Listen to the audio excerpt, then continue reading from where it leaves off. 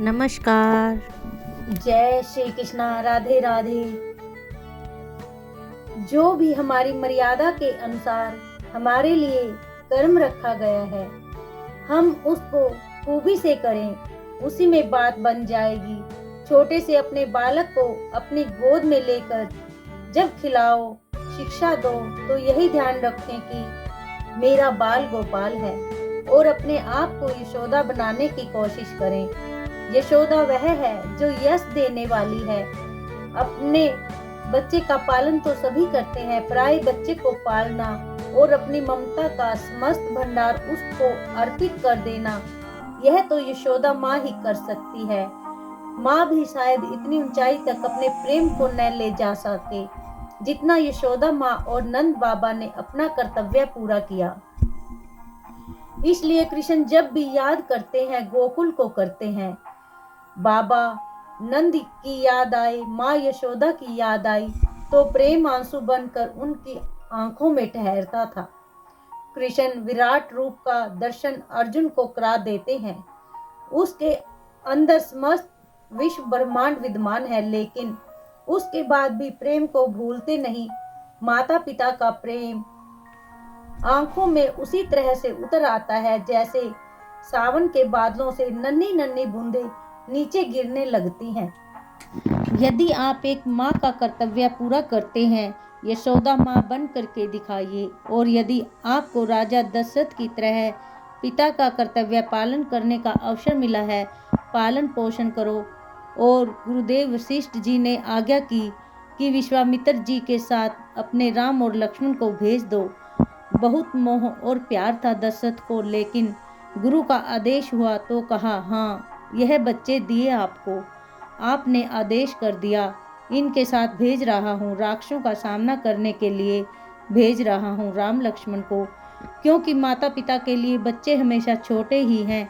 एक क्षण के लिए भी अपने बच्चों को अपनी आंख से दूर नहीं किया, और दूर किया तो राक्षसों के सामने भेज दिया लड़ने के लिए, अपनी मोह ममता को छोड़ दिया। इसलिए पुराने समय में ऐसा होता था, लोग जब सोचते थे कि मेरा बेटा बड़ा होकर जिसके प्रति मेरा बहुत अधिक मोह है, धर्म के लिए अर्पित कर दूं, राष्ट्र के लिए अर्पित कर दूं, समाज के लिए अर्पित कर दूं। कहा जाता है कि हर व्यक्ति के ऊपर ऋण है, माता पिता, गुरुजनों का, ऋषियों का, मुनियों का, राष्ट्र का, धर्म और संस्कृति का। अगर इस ऋण को चुकाना है, ऋण से ऋण होना चाहते हो, तो आप गृहस्थ हैं तो आपका कर्तव्य है अपनी संतान को अपने से भी ज्यादा लायक बनाकर समाज को अर्पित करो।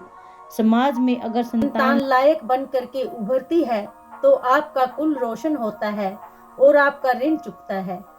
काश कि सब परिवार और सब माता पिता अपनी संतान के प्रति सजग हो जाएं, तो इस समाज में न कहीं आतंक दिखाई देगा और न कहीं उपद्रव दिखाई देगा, न ही भय पैदा करने वाले असामाजिक तत्व दिखाई देंगे, क्योंकि कर्तव्य पूरा करने वाले लोग नहीं हैं।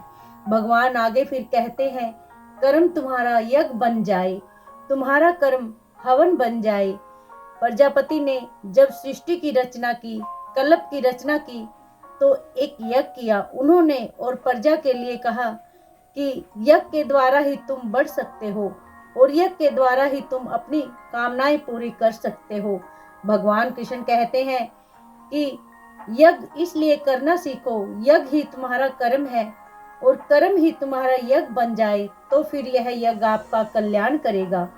मतलब कर्म को यज्ञ बना लेना जरूरी है। थोड़ा विचार करना, कर्म यज्ञ कैसे बनता है। आप सुनते हैं कि हमारे देश में ऋषि मुनि लोग यज्ञ करने वाले लोग थे।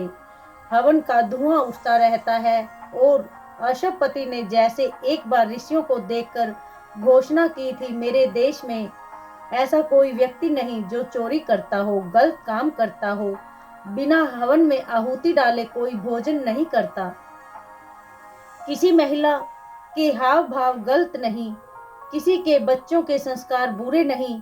और ऋषियों की तरफ देखकर कहा था, फिर आप लोग मेरा अन्न ग्रहण क्यों नहीं करना चाहते?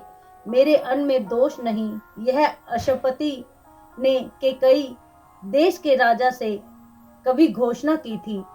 तो यज्ञ याग हमारे देश में बहुत होते हैं, परंपरा थी। अब यह विचार कीजिए कि भगवान कृष्ण कह रहे हैं कि भगवान प्रजापति ने जब संसार की रचना की, कानून दिए संसार में, एक यज्ञ के द्वारा संसार की रचना की और सारी प्रजा के लिए यज्ञ करते हुए अपना कल्याण करो, कर्म करो, कर्म को यज्ञ बनाओ। इसको थोड़ा समझना जरूरी है। तुम्हारा कर्म यज्ञ बन जाए। व्यक्ति जब भी कोई हवन करता है तो उसकी सुगंध को समेटकर व्यक्ति कभी भी कैद नहीं कर सकता। आहुति देते समय ही कहना पड़ता है, अग्नि के लिए मैं आहुति देता हूँ।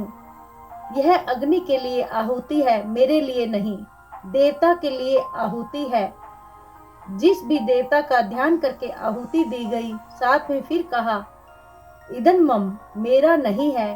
पता चला परोपकार के लिए किया गया जो भी कर्म है, जन कल्याण के लिए, समस्त लोगों के कल्याण के लिए जो भी कर्म हम कर रहे हैं, वह सब यज्ञ है, सेवा यज्ञ है।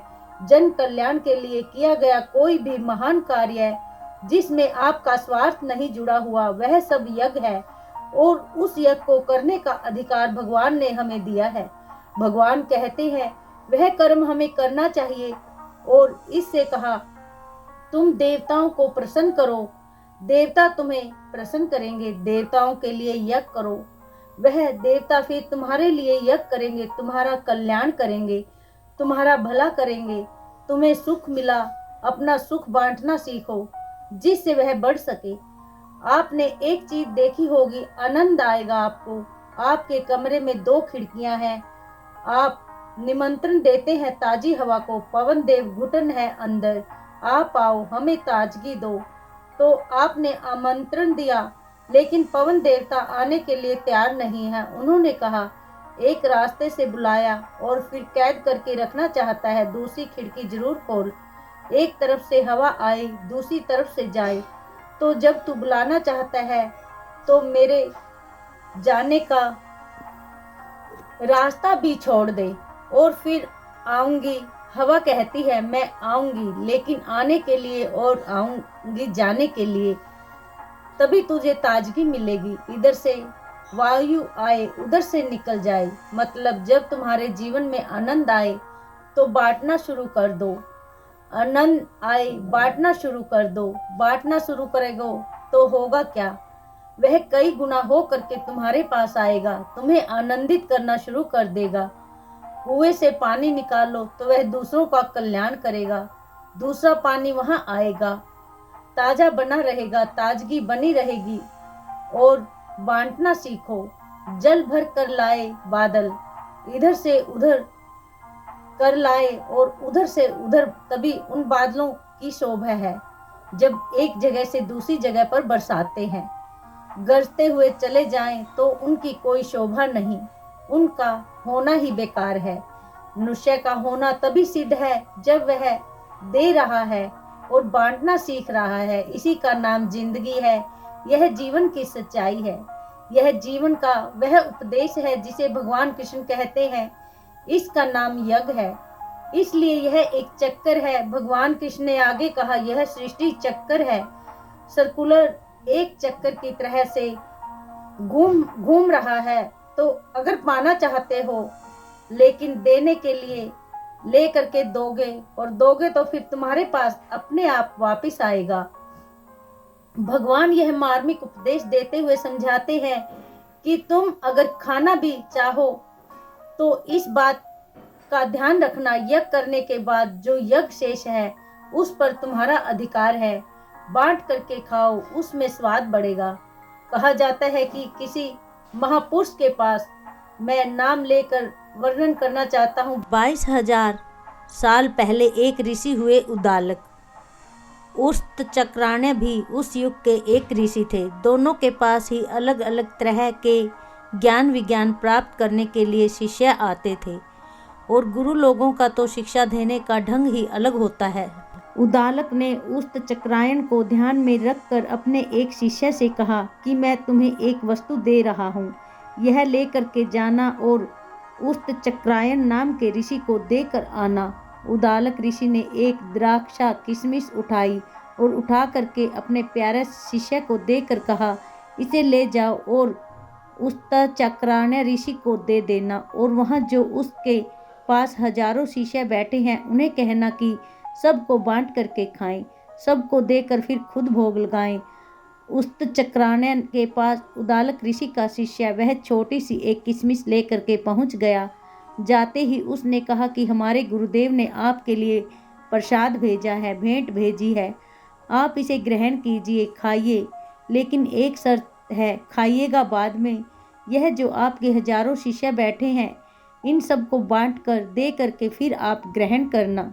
अब जितने भी शिष्य वहां पर बैठे हुए थे, गुस्सा आ गया सबको। हमारे गुरुदेव का अपमान करने की कोशिश की जा रही है, एक छोटी सी किशमिश को हम सब कैसे बांट सकते हैं। उस उस्तचक्रायण ने शिष्यों की तरफ देखा और एक को बुला करके कहा कि वह जो प्रसाद तैयार हो रहा है, ठंडाई तैयार की जा रही है, उसमें जाकर इस किशमिश को डाल देना। ओखल में वहां जाकर इस किशमिश को घोट दिया जाए और इसके बाद जो ठंडाई तैयार हो वह सबको बांटना, और जो प्रसाद बचे वह हमारे लिए भी लेकर आना। शिष्य लोगों ने बड़ी गहरी सांस ली और कहा, वाह वाह, हमारे गुरुदेव जी महान है। यज्ञ में प्रयोग की जाने वाली, हवन में प्रयोग की जाने वाली सामग्री, उसमें से तिल उठाया और एक तिल उठा करके कहा कि खाली हाथ नहीं जाना, अपने गुरुदेव के पास जाना, तिल लेकर के जाना और उन्हें कहना खुद भी खाएं और सारे संसार को भी भोग लगाएं, प्राणी मात्र को मिलना चाहिए। अब शिष्य लोग जितने बैठे थे बड़े हंसे और खुश हुए। वह लोग, वाह वाह, हमारे गुरुदेव ने बहुत ही हिलाने वाला रास्ता ढूंढ लिया है। अब इतनी सी चीज को, इतने से तिल को सारे संसार को खिलाना है, समस्त मनुष्य मात्र के लिए खिलाना है, पशु जगत को भी खिलाना है, पक्षी जगत को भी खिलाना है, कीट पतंगों को भी खिलाना है, चींटियों को और कीड़े मकोड़ों को सबको देना है, फिर खुद भी खाना है। गुरु उदालक का यह शिष्य उस्तचक्राण्य के दिए हुए उस प्रसाद को, तिल को हाथ में लेकर बड़े प्यार से जाता है, लेकिन मन में शंका इस बात की है कि गुरुदेव का कोप कहीं मेरे सिर पर न गिरे। गुस्से में आ गए तो क्या करके आया है तू। फिर भी उसने सोचा, महापुरुषों की बातें महापुरुष ही जानते हैं, ऋषियों की बात ऋषि लोग जानते हैं, हम लोगों की बुद्धि तो वहां पहुंच भी नहीं सकती, हम क्यों निर्णय करें, जैसा आदेश हुआ है लेकर के चलते हैं। तिल लेकर आ गया, उदालक के सामने आकर के बोला, महाराज एक समस्या है, यह तिल भेजा गया है और कहा गया है कि आप भी इसे ग्रहण करना, लेकिन पहले सारे ब्रह्मांड को खिलाना, जीव मात्र को खिलाना, प्राणी मात्र को खिलाना, मनुष्य मात्र को खिलाना, फिर आप भी इसको ग्रहण करना। उन्होंने अपने शिष्यों को बुलाया और कहा कि भाई, महापुरुषों ने हमारे लिए परमात्मा के लिए किए गए एक और महान कार्य को, एक अच्छे कार्य को करने के लिए निमंत्रण दिया है। सबको इकट्ठा बैठाया और कहा, यज्ञ वेदी की तरफ चलो, समस्त प्राणी मात्र को भोग लगाने का समय आ गया है। यज्ञ वेदी पर सब बैठे और उसी के साथ उन्होंने कहा, समस्त देवताओं का मुख है अग्नि, अग्नि को अगर यह तिल भेंट कर दिया जाए तो वह अग्नि समस्त देवताओं को पूरी ईमानदारी से, समस्त प्राणी मात्र को, जीव मात्र को यह भेंट बांट देगी अग्नि, और सबको यह भाग पहुंच जाएगा और बाद में हमारे पास भी पहुंच जाएगा। हवन करते समय जब आहुतियां दी जाती हैं तो बीच वाली जो 2 उंगलियां होती हैं इनका प्रयोग करना चाहिए। एक तो अनामिका नाम नहीं चाहिए, दूसरी मध्यमिका बड़ी उंगली थी, छोटी हो करके यहाँ आई है। झुकना, विनम्रता और अंगूठा जो धर्म का प्रतीक है, क्योंकि कोर्ट में भी इसी का विश्वास चलता है, अंगूठा लगाया जाए। आज भी हिंदुस्तान के कोर्ट में तो अंगूठा निशान चलता है, हस्ताक्षर भी करते हैं, कहते हैं अंगूठा भी साथ में लगाओ। जमीन जायदाद का मामला है, हस्ताक्षर की कोई नकल कर लेगा लेकिन भगवान के हस्ताक्षर इसमें है। तुम्हारी पहचान अलग से बनाई गई है, इसकी कोई नकल नहीं करेगा, इसलिए लगाओ अंगूठा। उन्होंने दोनों उंगलियों को अनामिका और मध्यमिका और अंगूठे को मिलाया, तिल बीच में लिया और उस समय उदालक ऋषि ने कहा, अग्न्ये स्वाहा इदम अग्न्ये इदमम। यह अग्नि के लिए आहुति दी, अग्निदेव ग्रहण करो। और यह फिर सारे संसार के लिए बंट गया। और जिस समय उस्ताद चक्राने को पता लगा, अपने शिष्य को बैठाकर कहा, तुम्हें थोड़ा मिला है या ज्यादा इसकी परवाह नहीं करना, लेकिन जितना है उतने में से बांट करके खाओ, तो वह तुम्हारा कर्म यज्ञ बन जाएगा और परमात्मा को तुम्हारा कर्म स्वीकार होगा, तुम्हें आनंद देगा। उदालक ऋषि ने भी कहा, उस्त चक्राने ने संदेश भेजा है, बांटना। लो यह आगे दो और इसी से कल्याण है, इसी में आनंद है। भगवान कृष्ण कह रहे हैं कि इस तरह से यज्ञ शेष को ग्रहण करना सीखो, प्राप्त करो, आगे बांटो उसे। बांटने का परिणाम यह होगा, उस चीज का स्वाद बढ़ जाएगा। भोजन जब आप अकेले करने बैठते हैं उसमें उतना स्वाद नहीं आएगा। यदि आप अपने सगे संबंधी मित्र लोगों के साथ बैठकर उस भोजन को खाने के लिए बैठे तो उसका स्वाद और भी बढ़ जाएगा। कहते हैं खुशी को बांटो इसलिए कि खुशी बढ़ जाए और दुख को बटाओ इसलिए कि दुख हल्का पड़ जाए। जब भी किसी के जीवन में खुशी आती है, लोग कार्ड लेकर पहुंच जाते हैं, सब जगह बांटने के लिए, हमारी खुशी में शामिल होइए, क्योंकि मेरी खुशी बढ़ जाएगी। और किसी के ऊपर दुख पड़ जाए और लोगों को पता लग जाए तो लोग भागते हुए पहुंचते हैं, किस लिए? सब लोग साथ खड़े हो जाते हैं, यह कहने के लिए कि तुम्हारे साथ संवेदना और सहानुभूति लेकर हम आए हैं। अपने को अकेला मत समझना और यह नहीं सोचना कि तुम अकेले हो। दुख आया है, दुनिया में हर किसी पर दुख आता है। दुख के बिना कोई अछूता नहीं रहता, पर हर एक को अपना दुख स्वयं ही भोगना पड़ता है, हिम्मत से सामना करना पड़ता है। मनोबल व्यक्ति का बढ़ जाता है और दुख घट जाता है। लेकिन ऐसा बिल्कुल नहीं है कि अगर कोई कहे कि सुख बांटने से सुख बढ़ेगा तो अपना दुख भी बांट देना चाहिए।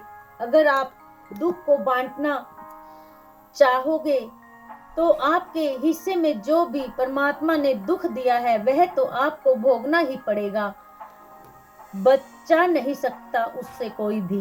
यद्यपि हर दुखी आदमी दूसरे को अपना दुख सुनाते सुनाते यह सोचता है कि मेरा दुख हल्का पड़ जाए, और कई लोग तो इस तरह की बात करते हैं कि जिससे दूसरा आदमी भी दुखी हो जाए, लेकिन दूसरा दुखी होता नहीं। कोई किसी के दुख की बात सुनकर उसके दुख को अपने ऊपर नहीं ओढ़ लेता, बल्कि आदमी यह कहता है कि कब यह अपनी कथा खत्म करे और कब मैं चलूं, क्योंकि कोई किसी का दुख सुनने के लिए बैठने को तैयार नहीं। और अगर सुख सुनाओगे तो सुख सुन लेगा आदमी, लेकिन साथ में ईर्ष्या से सुनेगा। हिस्सेदार बनना ही नहीं चाहता, लेकिन फिर भी एक कार्य हो सकता है, अपने साथ में जो खुशी है उसे बांटना शुरू करो, जिससे वह कई गुना बढ़कर आप तक पहुंचे। राजा बलि ने यह किया कि उसको जो अचानक किए गए किसी शुभ कर्म के कारण 1 घंटे के लिए स्वर्ग का अधिकार मिला, इंद्र का सिंहासन मिला। 1 घंटे में उसने सोचा कि अपने सुख को अपने आप उपयोग करूं, तो यह ठीक नहीं रहेगा, इसे बांटना चाहिए, क्योंकि उसे ऐसा पता लगा था कि अगर अपना सुख हम बांट दें तो कई गुना बढ़ करके हमारे लिए सुरक्षित हो जाता है। उसने घोषणा कर दी कि 1 घंटे के लिए मुझे स्वर्ग मिला है, तो इस स्वर्ग के दरवाजे सब के लिए खुले हैं। जो कोई आना चाहे 1 घंटे के लिए आकर इसमें आनंद भोगे। द्वार खुल गए। राजा इंद्र ने आकर के कहा, बलि यह क्या कर रहे हो? सुख को तुम्हारे लिए दिया गया है, 1 घंटे का अधिकार तुम्हें मिला है, औरों के लिए दरवाजा क्यों खोलते हो? इंद्र जैसे ही बोले तो इंद्र की बात सुनकर बलि ने कहा, 1 घंटे के लिए मैं राजा हूँ स्वर्ग का, अब यह सुख खुद भोगूं या दुनिया को दूं, आप इसमें टोकने वाले नहीं हो सकते। सबके लिए स्वर्ग के द्वार खोले। 1 घंटे के बाद में बाहर निकाल दिए गए सभी। बलि राजा जब बाहर निकले तो खुश होते हुए कि मुझे तो सुख मिला ही, सबको मिल गया और अच्छी बात है, दिल को संतुष्टि मिली। लेकिन उसी समय आकाशवाणी हुई, तुमने अपना सुख दूसरों के हिस्से कर दिया, बांट दिया, इसलिए तुम्हें उसके बदले चक्रवर्ती साम्राज्य दिया जा रहा है। बहुत बड़ा राज्य तुम्हें मिलेगा, आओ उस राज्य को भोगो।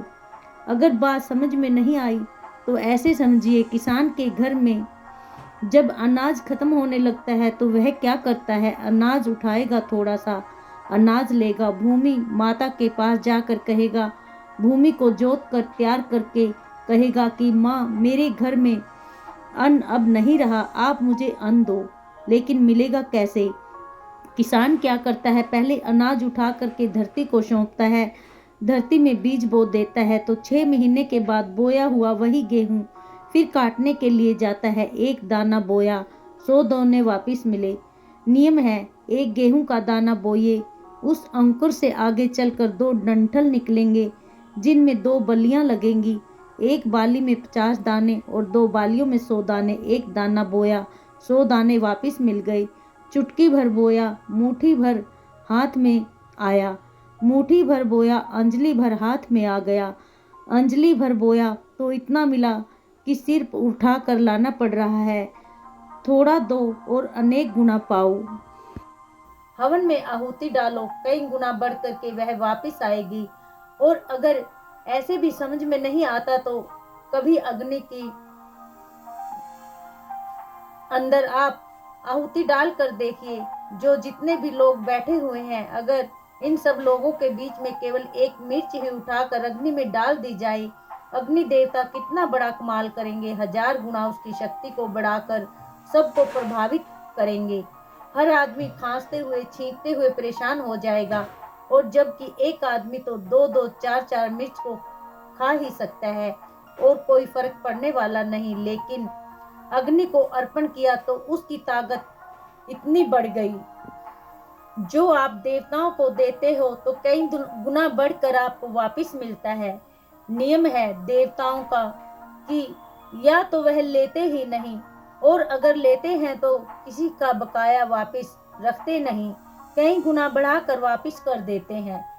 इंसान विचित्र है, यह किसी को कुछ देना ही नहीं चाहता, उधार भी नहीं देना चाहता, और अगर उधार भी देगा तो उसी को देगा जिससे मिलने की उम्मीद हो, और जिसे वह लग जाए कि इसे वापस पैसा मिलने वाला नहीं है, उसे तो वह उधार भी देने वाला नहीं है।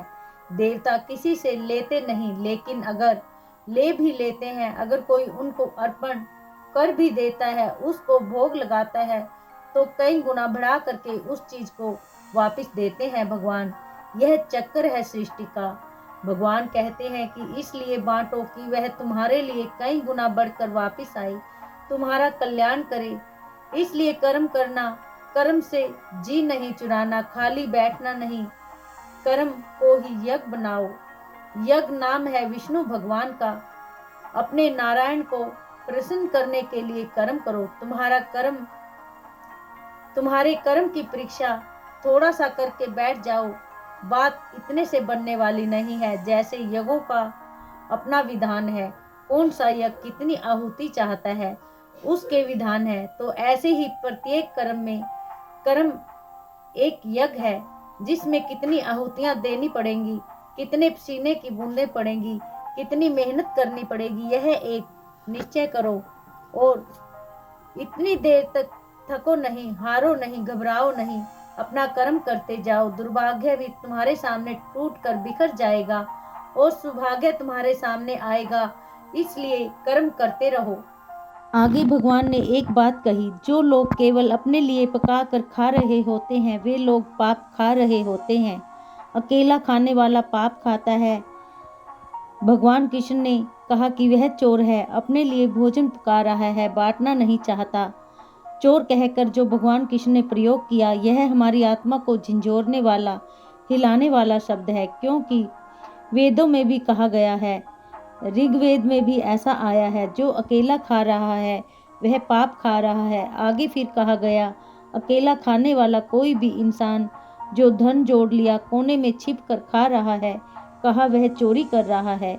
बहुत बाद में जाकर मार्क्स ने यह नारा दिया, तुमने जो कुछ कमाया अगर तुम अपनी तिजोरी में बंद कर करके बैठ गए, बांटना नहीं चाहते तो चोरी कर रहे हो।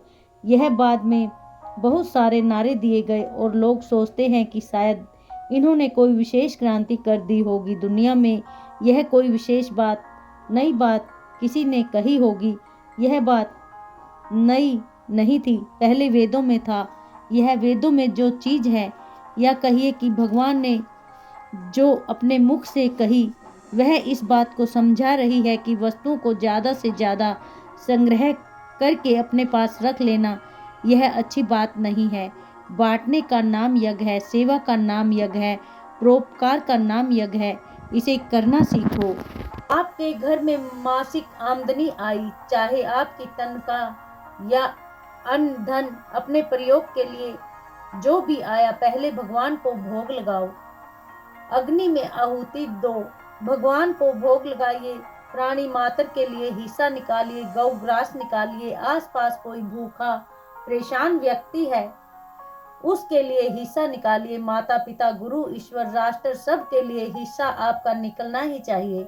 कहते हैं जो पाप खा रहे होते हैं, फिर वह रोग बनकर, फिर वही पाप कलह बनकर, वही विवाद बनकर, वही तनाव बनकर, वही संताप बनकर व्यक्ति के परिवार में, उसके परिवार में उभरता है। बांटना सीखिए, देना सीखिए। क्या आपने कभी इस चीज पर ध्यान दिया कि हमारा हाथ है, कितना अभ्यास है इसका, मुड़ करके हमेशा मुंह की तरफ ही आता है। मतलब ऐसा कि किसी कक्ष में आप बैठे हुए हैं, अचानक आपका दिया बुझ जाए, कैंडल लाइट में आप खा रहे हैं तो वह बुझ जाए, लाइट चली जाए, कुछ भी कह लीजिए, तो जो आप खा रहे हैं, तो क्या आपका हाथ नाक की तरफ जाएगा, आंख की तरफ जाएगा, इधर उधर चला जाएगा? कितना भी अंधेरा क्यों न हो, कितना भी दिखाई न दे रहा हो, तो भी आपका हाथ सीधा मुंह में ही जाता है, कुछ ऊपर गिरने वाला नहीं। इतना भारी अभ्यास है अपने मुंह की तरफ हाथ ले जाने का। लेकिन इस हाथ को सीधा रखना सिखाओ। पहले दूसरे को खिलाओ, फिर अपनी तरफ ले करके आओ, तो उसका स्वाद बढ़ जाएगा और यह भोजन पुण्य बन करके आपका कल्याण करेगा, आपके परिवार का और राष्ट्र का कल्याण करेगा। इसको भगवान ने यज्ञ कहा है, कर्म करते रहना, कर्म यज्ञ बनाना, परोपकार के हिसाब से कर्म करना। इस समाज से तुम कमाते हो, कोई भी व्यक्ति, कोई भी बिजनेसमैन हो, व्यापारी हो, पूरे समाज से कमाता है वह, लेकिन फिर समाज को लौटाता नहीं। आप जब इस दुनिया में आए तो आपके लिए आपने 40 साल पहले, 50 साल पहले, 60-70 साल पहले यहाँ अपने जन्म लिया। आपको सड़कें बनी हुई मिली, पार्क लगे हुए दिखाई दिए, आपको स्कूल बने हुए दिखाई दिए, किसी ने बनाया नहीं था। आपके लिए आते ही यह सारी सुविधाएं मिल गई। इस दुनिया में हम किसी के लिए कर रहे हैं, कोई हमारे लिए कर रहा है। यह जो चक्कर चल रहा है, इससे संसार की सुव्यवस्था बनती है और यह संसार रहने के काबिल बनता है। इसलिए दूसरों के हित के लिए कुछ करो। आपके पास थोड़ा है या ज्यादा, यह बात नहीं सोचना। जो है उसमें से भी थोड़ा सा हिस्सा दिया जा सकता है। खाली नहीं बैठना, कर्म करते रहना। भगवान कृष्ण आगे एक शब्द और समझाते हैं, अर्जुन मेरे लिए संसार में कुछ करना बाकी है ही नहीं, लेकिन फिर भी मैं खाली नहीं बैठा हूँ, मैं भी कर्म कर रहा हूँ। क्योंकि जैसा जैसा कोई बड़ा आदमी करता है, बड़े लोग जैसा जैसा व्यवहार और आचरण करते हैं, वैसे ही उनकी देखा देखी दूसरे लोग भी करते हैं। भगवान कृष्ण ने कहा, मैं जो प्रमाण छोड़ रहा हूँ, दूसरे उसी प्रमाण को, आदर्श को स्वीकार करेंगे। इसलिए मुझे कर्म करना पड़ रहा है, तुम भी करना, जिससे तुम्हारे पीछे आने वाले लोग तुम्हारा अनुकरण करेंगे। एक बात और, कर्म करना है लेकिन ज्ञान पूर्वक कर्म करना है। आसक्ति को छोड़कर कर्म करना है, यज्ञ बनाकर कर्म करना है। फल की आशा छोड़कर, और फल अगर मिलता है तो उसको अकेले ही नहीं ग्रहण करोगे, बांटोगे आगे, बांट करके खाओगे, यज्ञ शेष बना करके खाओगे, अग्नि में आहुति दे करके जो कुछ बचा वह ग्रहण करो, बांट करके उसे लो, वह थोड़ा भी तुम्हारे लिए कल्याणकारी होगा। लेकिन इसमें एक बात ध्यान रखनी है, ज्ञान से, प्रायश्चित से, आत्मचिंतन से आदमी अपनी आत्मा को निखारता है, बुद्धि को सद्बुद्धि बनाना है। ज्ञान की धारा निर्मल हो सके इसे पहले समझना, फिर कर्म तुम्हारा निर्मल होगा। मैं यह कहना चाहूंगा, ज्ञान पाने के बाद कर्म करने के लिए उद्यत होने से पहले आत्म विश्लेषण करना बहुत जरूरी है। उसी से पवित्रता आती है, नई दिशा आती है। और फिर जब आप करेंगे काम निष्काम भाव से, निशंग होकर यज्ञ कर्म करने वाले बनोगे और वह कर्म पुण्य बनेगा, वह कर्म आपको भक्ति वाला बनाएगा और उससे आप अपना भी कल्याण करोगे, जगत का भी कल्याण करोगे। गीता का यह कर्म योग जो गीता के 30वें अध्याय में वर्णित है, हमारी चिंतन की धारा इसी कर्मयोग के साथ जुड़ी हुई है।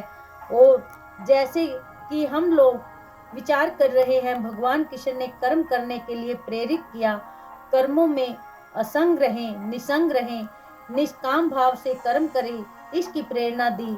हमारा कर्म यज्ञ बन जाए, हवन यज्ञ बन जाए, अग्निहोत्र बने, परोपकारी कर्म हो, हमारा कर्म सेवा बन जाए, हमारे कर्म से स्वार्थ निकल जाए, भगवान ने इसके लिए प्रेरणा दी।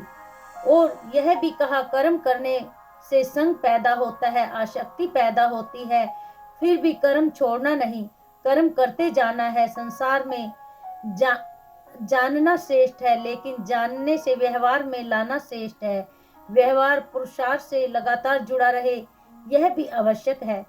प्रकृति की प्रत्येक वस्तु को, प्रत्येक जीव मात्र सभी कर्म में रत हैं, तो हमें भी कहीं खाली नहीं बैठना, आलसी नहीं होना, अंतिम समय तक पुरुषार्थ करते हुए जीवन जीना चाहिए। सदैव कामना करना कि हे परमात्मा, मुझे इस लायक बनाए रखना कि मेरे द्वारा सेवा होती रहे। सेवा की कामना कभी न करूं, दूसरों को दूं, पर लेने के लिए कभी हाथ आगे न फैलाऊं। भगवान, इस दुनिया में मैं दाता बनकर के जीवित रहूं, याचक बनकर, भिखारी बनकर कभी न जीऊं। मेरे परमात्मा, जब तक संसार में रहूं, मेरी आंखें तेरी लीला देख देख कर प्रसन्न हो। किसी के ऐब देखने में, किसी का ऐश्वर्य देखकर जलने में मेरी आंखें व्यवहार में न आए, और ना ही मुझे कभी निंदा में रुचि हो। यह वाणी तेरी महिमा के गीत गाए, तेरी महिमा में लगे हुए बंदों की प्रशंसा करे, लेकिन कभी किसी की निंदा करके किसी के बढ़ते हुए कदमों को रोकने की कोशिश न करें। इस हृदय में अगर धड़कन रहे तो तेरे प्यार की हिलोर उठे। यह संकुचित हृदय न हो, इसमें विशालता देना प्रभु। सारा संसार इसमें समेट लूं, सब के लिए मेरा हृदय खुला रहे। मेरे कदमों में ऐसी शक्ति देना भगवान, अंतिम समय तक चलते रहें, सन्मार्ग की ओर, कल्याण के मार्ग की ओर। अपना भला करूं, संसार का भला करूं, लेकिन कभी किसी का बुरा न करूं। इस तरह की कामना और प्रार्थना कीजिए। जीवन के अंतिम लम्हे तक कर्म से जुड़े रहो। याद कीजिए, संसार में जितने भी बड़े से बड़े महापुरुष थे, जिन्होंने आयु का बहुत बड़ा भाग पाया, कर्म से जुड़े रहे। चाहे महात्मा बुद्ध का नाम लें या गुरु नानक देव जी महाराज का, आयु का बड़ा भाग उनके सामने था। कर्म से जुड़े रहे, बांटते रहे जो कुछ भी था। बुढ़ापा शरीर में प्रवेश कर जाए, कभी अपने आप को यह नहीं कहो कि अवकाश प्राप्त हो जाए। रिटायरमेंट वाली बात है ही नहीं। यह तो हो सकता है कि आप एक स्थान से, एक कर्म से, एक ड्यूटी से, किसी कर्तव्य से मुक्ति हुई, दूसरा कर्तव्य सामने आ गया। एक आश्रम का कार्य संपन्न, दूसरा आश्रम कार्य शुरू हो गया। गृहस्थ आश्रम का कार्य संपन्न, वानप्रस्थ शुरू हो गया। वानप्रस्थ का कार्य संपन्न, संन्यास शुरू हो गया। लेकिन यह नहीं मानना कि हम बूढ़े हो गए हैं, यद्यपि मन किसी का भी मानने को तैयार नहीं होता, भले ही तन मानता हो। आदमी की वासनाएं तो निरंतर जागृत ही रहती हैं, लेकिन यहाँ ध्यान देने वाली बात है कि व्यक्ति की आयु बढ़े, उसका ज्ञान भी बढ़ना चाहिए, कर्मशील बना रहे। जैसे जैसे समझ विकसित होती जाती है, वैसे वैसे कर्मों की दशा भी ठीक होती जाननी चाहिए। तुलसीदास हो या सूरदास, वाल्मीकि आयु का बड़ा भाग प्राप्त करके भी अंत तक कर्मशील रहे और अपना ज्ञान भी बढ़ाया और बांटा। भीष्म बहुत बड़ी आयु का भाग प्राप्त करके भी युद्ध की भूमि में खड़े हुए हैं, संघर्ष में लगे हुए हैं। 115 वर्ष की आयु अर्जुन की है। कृष्ण आयु का बड़ा भाग सामने रखते हैं और संसार के सामने लीला रखते हैं। कर्म से जुड़े रहो। सुकरात, प्लेटो, पैथागोरस, होमर, गैलीलियो या और कितने भी, यह चाहे दार्शनिक थे, कवि थे या वैज्ञानिक, कोपरनिकस, आइंस्टीन, जिनका भी नाम हम ले, आयु का बहुत बड़ा भाग अपने सामने रखकर कभी यह नहीं माना कि हम बूढ़े हो गए हैं। भगवान को सर्वशक्तिमान कहा गया है, इसलिए नहीं कहा गया कि भगवान अपनी जगह अपने को मिटाएं और दूसरे एक ऐसे शक्तिमान भगवान को पैदा कर लें जो कुछ भी कर सकता है, इसलिए नहीं, सर्वशक्तिमान कहा गया है। सर्वशक्तिमान का अर्थ है शक्ति से युक्त होना। तो बात अलग हुई, लेकिन इसके साथ एक और बात भी है, जो अपने कार्य में कभी किसी की सहायता नहीं लेता, अपना कार्य जो स्वयं संपन्न करता है। आपको थोड़ा सा धन मिल जाए, नौकरों की फौज मिल जाए, आसपास होनी चाहिए, बेल दबाओ, घंटी दबाओ, जूते पहनाने के लिए भी नौकर आना चाहिए।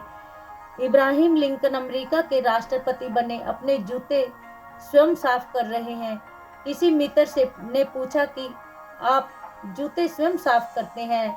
लिंकन ने आश्चर्य करते हुए कहा, क्या तुम अपने जूते दूसरों से साफ कराते हो? दूसरों से साफ कराना घटियापन है, अपना काम स्वयं करना यह बड़पन है। मेरी तरफ क्यों आश्चर्य से देख रहे हो? तो किसी भी आयु में यह लोग कह रहे हों, मतलब बुढ़ापा भी सामने आ गया, लेकिन इन महापुरुषों ने कभी भी अपने आप को बूढ़ा नहीं माना। महात्मा गांधी इतना तेज चलते थे और कोई उनको देखकर कहे कि बूढ़े हो गए हैं, बुढ़ापा तो नजर ही नहीं आता था, क्योंकि क्षमता अंदर बड़ी भारी दिखाई देती थी। इसलिए मैं यह कहूँगा कि अपने सामर्थ्य को और अपनी हिम्मत को टूटने मत दो। भगवान कृष्ण ने हमें यही संदेश दिया है कि कर्म से जुड़े रहो, कर्म को करते करते चले जाओ, कर्म से रिक्त नहीं होना, मुक्त नहीं होना, कर्म छोड़ना नहीं, लेकिन हमारा कर्म यज्ञ बन जाए, इसके लिए प्रयत्नशील हो। जो भी संसार के परोपकारी कार्य हैं, वह सब यज्ञ कहलाए गए, पर उपकार के लिए किया गया प्रत्येक कार्य, जन कल्याण की भावना से जो भी कार्य आप करो, उन्हें करने के लिए प्रयत्नशील रहो। मन में यह एक भावना बना लो कि जब इस संसार में प्रत्येक पेड़ पौधा, पशु पक्षी, कीट पतंग, नदी पर्वत, परमात्मा की यह समस्त संरचनाएं सबका कुछ न कुछ भला करते हैं, हमसे भी तो कुछ होना चाहिए। हम भी तो अपने शरीर से, अपने मन से, अपने धन से संसार का कुछ उपकार करें। मजे की बात है कि जितना जितना आप विस्तार को प्राप्त होते हैं, काम करते जाते हैं, बड़े बड़े कार्य करने के लिए सक्षम होते हैं, उतनी ही बड़ी बात यह होती है कि आपकी क्षमता बढ़ती जाती है, सामर्थ्य बढ़ेगा आपका, और फिर आपको आश्चर्य लगेगा कि आप छोटी छोटी बातों के लिए घर में परेशान होते थे, अब आपको लगेगा कि हम तो इतने बड़े बड़े कार्य कर लेते हैं, यह समस्या तो है ही नहीं। अपनी बड़ी भारी शक्ति का पता लगेगा आपको। भगवान कृष्ण ने हमें यह संदेश दिया, कर्म से जुड़े रहो, कर्म को छोड़ो नहीं। फिर आगे अर्जुन ने भगवान कृष्ण से प्रश्न किया, यह मनुष्य किसकी प्रेरणा पाकर पाप करने के लिए जाता है? हे वैष्णव, न चाहते हुए भी इसके द्वारा पाप हो जाता है। मनुष्य जानता है कि यह मार्ग गलत है, लेकिन फिर भी उस पर चल पड़ता है। पता है क्रोध करना नहीं चाहिए, लेकिन हो जाता है। हम मानते हैं किसी को सताना ठीक बात नहीं, लेकिन फिर भी व्यवहार में वह बात हो जाती है। क्यों होता है ऐसा? बड़ा मार्मिक प्रश्न है और बड़ा ही स्टिक महत्वपूर्ण प्रश्न है। और अर्जुन यहाँ तक कहता है कि बलपूर्वक जैसे खींचा जाता है ऐसा ही इंसान चल पड़ता है। क्या कोई ऐसी शक्ति है जो मनुष्य को जबरदस्ती लेकर जाती है? चला था बाजार से सामान लाने के लिए, किसी का झगड़ा देखा, सुलझाने में लग गया। सुलझाते सुलझाते खुद ही उलझ गया। जिसका झगड़ा था वह तो चला गया, खुद का झगड़ा सिर पर मोड़ लेकर खड़ा हो गया। उसका झगड़ा तो हल्का था, अपना झगड़ा तो इतना भारी हो गया कि बात मुकदमे तक पहुंच गई। सिर फूट गए, हाथ टूट गए। नियत तो ऐसी नहीं थी, लेकिन फिर भी संयोगवश ऐसा हो गया। किसी ने जबरदस्ती उधर खींच लिया। ऐसा सब होता रहता है। मनुष्य न चाहते हुए भी पाप कर्मों की ओर क्यों प्रेरित होता है? भगवान इसका उत्तर देते हैं। भगवान कहते हैं कि यह काम क्रोध जो रजोगुण से उत्पन्न होता है, अर्जुन इसको जानो, यह वैरी है। भगवान कहते हैं कि रजोगुण, यह वृत्तियां जो जागृत होती हैं, यह साधारण नहीं है। यह ज्ञानी को और महान से महान व्यक्ति के व्यक्तित्व को भी हिला देती हैं, क्योंकि यह तूफान है जो मनुष्य के अंदर छिपे हुए उठने लग जाए तो इसका भयंकर रूप धारण करते हैं। समझ काम नहीं करेगी, विद्या काम नहीं आएगी। ऊंचे पद पर बैठे हो, बड़े भारी सिंहासन पर बैठे हो, ऊंचाई से नीचे की तरफ आने में देर नहीं लगेगी। प्रकृति का एक बहुत बड़ा खिंचाव है, माया का, जो इंसान को नीचे की तरफ खींचता है, और वह खींचने वाला तत्व और कोई नहीं है, रजोगुण के कारण उत्पन्न होने वाला यह काम है। और इसी का एक दूसरा स्वरूप मनुष्य की वृत्तियां, एक उग्र रूप क्रोध है, और इसका कहीं अंत नहीं। इससे कहीं मनुष्य का विश्राम वाली स्थिति, शांति वाली स्थिति मिल ही नहीं पाती। क्रोध से क्रोध बढ़ता जाएगा, वासनाओं से वासनाएं बढ़ती जाएंगी। इन्हें रोकने के लिए, अपने को नियंत्रित करने के लिए पहला कार्य करो कि इसे जानो। इस दुनिया में जो तुम्हारा सबसे पहला वैरी है, तुम्हारे अंदर छिपा हुआ है, जान लो पहले उसे। क्रोध प्रकट हुआ है तो मान लेना दुश्मन जाग गया है, मिटाने पर आया है, भला करने के लिए नहीं उठा है, कोई कल्याण करने के लिए नहीं आया, कुछ देकर नहीं जाएगा, छीन कर ले जाएगा। इससे तुम्हारा कोई मंगल नहीं होने वाला, अनिष्ट ही होगा। इसे रोको। भगवान यह भी कहते हैं कि दमन नहीं करना, जानना पहले। सारा दिन कहते रहना क्रोध नहीं करूंगा, क्रोध नहीं करूंगा, गुस्सा नहीं करूंगा। किस बात पर गुस्सा आता है? ऐसा सोचते सोचते गुस्सा आ ही जाता है। समझाना कि पहले अपने आप को समझाना, तुम्हारा दुश्मन कौन है। भगवान कहते हैं जानो इस वैरी को। जब तक जानोगे नहीं तब तक इसे दूर कैसे करोगे? जब बच्चों को आप अगर नहीं समझाओगे किसी बात के लिए, और आप जबरदस्ती कोई चीज उनसे मनवाते हैं, मान तो जाएंगे, वह जबरदस्ती कर भी लेंगे, लेकिन गलती को दोहराएंगे जरूर।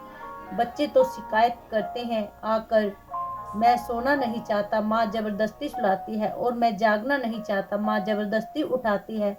समझ में नहीं आता ऐसा क्यों करती है माँ। जब हम सोना नहीं चाहते, जबरदस्ती बैठेगी, लोरी गाएगी, सिर पर हाथ थपथपाएगी, पीठ थपथपाएगी, कभी कहेगी उल्टा होकर लेट, कभी कहेगी करवट ले, सुलाएगी जबरदस्ती। हम सोना नहीं चाहते, लेकिन यह बात अच्छी नहीं लगती उसकी। बच्चों की शिकायत है यह। क्या कहोगे अब आप बच्चों को? हम तेरा भला चाहते हैं, इसलिए हम जो कर रहे हैं ठीक है। स्कूल जाना होता है, जल्दी नहीं सोएगा तो उठेगा कैसे जल्दी। बात यह भी नहीं है। बहुत प्यार से उसके हृदय में प्रवेश करो, उनके मन तक पहुँचे। बूढ़े आदमी की नींद 4 घंटे 5 घंटे में भी पूरी हो जाती है। जवान आदमी को कम से कम 6-7 घंटे की नींद चाहिए। किशोरावस्था वाले को 8 घंटे की चाहिए। बच्चों को 10 घंटे चाहिए। अब जवान आदमी, वह तो घोड़े बेचकर भी सोएगा। बूढ़े आदमी की हालत यह है कि अपने आप नींद खुलती है, क्योंकि शरीर की दशा ही ऐसी है। जल्दी उठना ही पड़ेगा। भगवान कहते हैं काम क्रोध रजोगुण से उत्पन्न होता है। जब भी यह वैरी आता है यह बहुत भूखा होता है, कभी शांत होने वाला नहीं है। इसलिए जब भी मन में पाप आए अथर्ववेद की यह पंक्तियां हमेशा ही मन के अंदर दोहराना, मेरे मन में उठने वाले पाप दूर भाग, क्यों मुझे गिराने के लिए आया है, मैं तुझसे गिरने वाला नहीं। मेरा संकल्प शक्ति दृढ़ है, मेरा निश्चय दृढ़ है, मुझे बहुत आगे जाना है।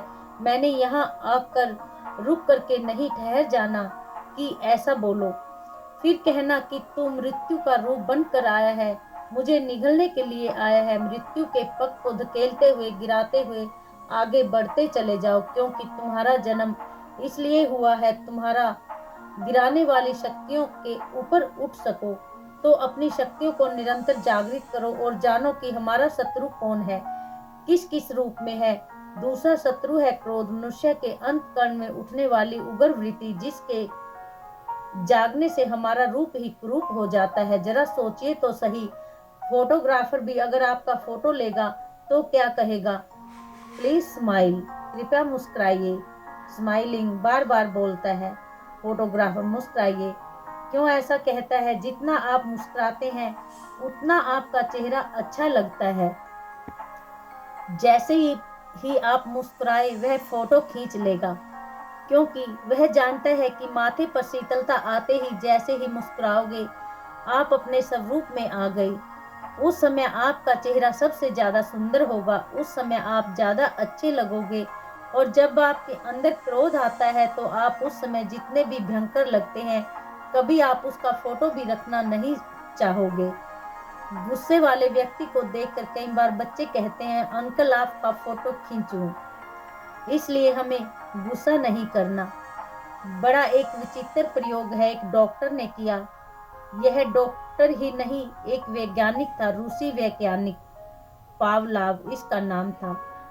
इसने बिल्ली पर कुछ प्रयोग किए और किस तरह के किए, बिल्ली को अपनी लैब में एक जगह रखा और उसको खाना खिलाया। उसको भोजन कराने के बाद अपनी मशीनें लगाकर चारों तरफ उसने मशीनें लगाई और स्क्रीन पर देख रहा है जैसे एक्सरे मशीन से व्यक्ति की हड्डियां दिखाई देती हैं और अल्ट्रासाउंड से आंतों का भी ठीक पता लग जाता है, किडनी में क्या है यह सब पता लग जाता है। और आजकल MRI और न जाने क्या क्या इस तरह के टेस्ट और चेकिंग होती है, मस्तिष्क स्कैनिंग वगैरह कर ली जाती है। तो सारी मशीनें लगा करके उसने शरीर को चेक करना शुरू किया। भोजन कराया बिल्ली को और जैसे ही उसने खाना खाया तो थोड़ी देर के बाद उसके शरीर में कुछ खास तरह का स्राव शुरू हो गया। वह भोजन पचाने का काम करना प्रारंभ करने लगा। स्राव बढ़ता जा रहा है, धीरे धीरे मिलता जा रहा है। डॉक्टर ने देखा कि अब जरूरी है कि इसकी ग्रंथियों का स्राव बदलना चाहिए। उसने कुत्ते को बुलाया, कुत्ता उधर से आया और आकर के बीच में खड़ा हो गया। बिल्ली शीशे के पीछे है, लेकिन बिल्ली ने कुत्ते को देखा, कुत्ता भी बिल्ली को देख रहा है। अब वह भौंक रहा है और बिल्ली घबराई। अब वह उसके शरीर में जो स्राव चल रहा था डाइजेशन देने के लिए, पचाने के लिए, वह बंद हो गया। एकदम हजम करने वाली जो ताकत काम करना शुरू हुई थी वह बंद हो गई। कुत्ता जैसे ही थोड़ा मुड़ा, बिल्ली को अब क्रोध आ रहा है। इधर डॉक्टर देख रहा है कि दूसरी तरह का स्राव शरीर में फैल रहा है। डॉक्टर ने उसके बाद कुत्ते को फिर से मोड़ दिया। अब क्रोध हटा, बिल्ली का भय आ गया। फिर से कुत्ते को वहीं बैठा दिया उसने। वैज्ञानिक कहता है कि 6 घंटे बाद उस बिल्ली के शरीर में दूसरा कोई पचाने वाला स्राव उत्पन्न हो ही नहीं रहा। कुत्ता तो भेज दिया गया और बिल्ली की आंतों में खाना सड़ने लगा, मतलब बीमारी वाली चीजें शुरू हो गई। यह क्या संयोग है, या किसी ने जबरदस्ती उधर खींच लिया? ऐसा सब क्यों होता है? मनुष्य न चाहते हुए भी पाप कर्म की ओर क्यों प्रेरित होता है? भगवान इसका उत्तर देते हैं। भगवान कृष्ण कहते हैं कि यह काम क्रोध जो रजोगुण से उत्पन्न होता है, अर्जुन इसको जानो, यह वैरी है। यह बड़ा भूखा, बहुत कुछ खा जाने वाला है। व्यक्तित्व को खा जाता है। पाप आत्मा और पापमा शब्द के आगे महा लगाकर कहा, महापापी है, यह पाप की ओर धकेलने वाला है, इस वैरी को जानो। मनुष्य के अंदर 3 तरह की आवृत्तियां होती हैं। जो हमारी वृत्तियां हैं उनका 3 तरह का रूप है। एक तो सात्विक, एक है राजसिक और एक है तामसिक। जब व्यक्ति का मन ज्यादा से ज्यादा शांत रहे, सरल रहे, दूसरों की कड़वी बात को भी सह जाए, कड़वाहट का जवाब कड़वाहट में न दे, लक्ष्य की तरफ ध्यान है, जीवन पूरी तरह से नियमित है, जीवन पूरी तरह से अनुशासित है, आहार अपना शुद्ध है, संगति अपनी अच्छी है, लेन देन में पवित्रता है, सदैव मंगलकारी कार्य करता है, देख कर खुश होता है, लेने की कामना नहीं, निरंतर षड्यंत्र वाली योजनाएं नहीं बनाता, सोचता है कि कैसे अपनी ऊर्जा शक्ति को ज्यादा से ज्यादा उपयोग करूं, समय का कैसे ज्यादा से ज्यादा सही उपयोग करूं, कैसे थोड़ी सी आयु में बड़े बड़े कार्य कर सकूं।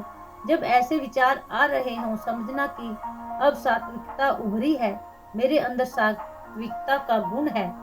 इसलिए हमारे यहाँ एक व्यवस्था दी गई है कि प्रभात का जो समय है, यह समय सात्विक वेला का है। प्रभात का समय सात्विक वृत्तियों का समय है। 3 बजे से लेकर 6 बजे तक का समय, वैसे तो 4 से 6 बजे तक का ही हम आनंद ले सकते हैं। इसके लिए एक कार्य करना है कि सवेरे सवेरे जिस समय सात्विक वातावरण हो, उस समय जागना, और जैसे मनु महाराज जी ने कहा, ब्रह्म वेला में जागो और धर्म अर्थ का चिंतन शुरू करो। सवेरे जाकर धार्मिक चर्चा, धर्म चिंतन, प्रभु का भजन, थोड़ा सा अभ्यास, योगा अभ्यास, फूलों के बगीचे में सैर, हरियाली के बीच में पक्षियों को दाना डालें, उनकी मधुर आवाज सुनते हुए दुनिया के कोलाहल से दूर कुछ समय गुजारो, जहां किसी इंसान के शोर शराबे की कोई स्थिति ना हो। न ही ऐसी कोई जगह जा सकते हो तो अपनी छत को ही एक बगीचे का रूप दो, चाहे छोटे छोटे ही बेल पत्ते पौधे लगा लो, उसी में सैर करो, वहां चिंतन करो, पक्षियों को दाना भी वहीं पर डाल सकते हैं।